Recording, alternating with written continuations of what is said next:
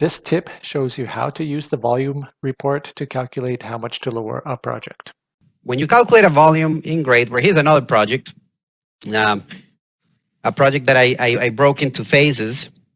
Um, everyone understands the cuts and fills. Everyone is usually understands the adding compaction and to their fills.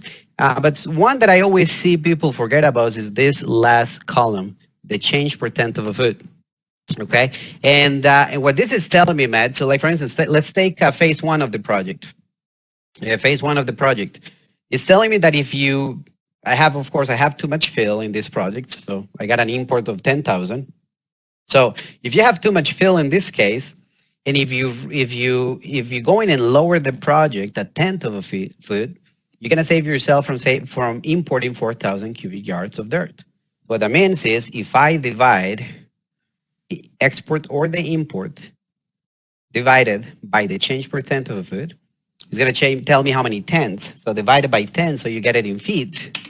You know that you need to lower the project 0.22 for this project to have enough cut for the fills.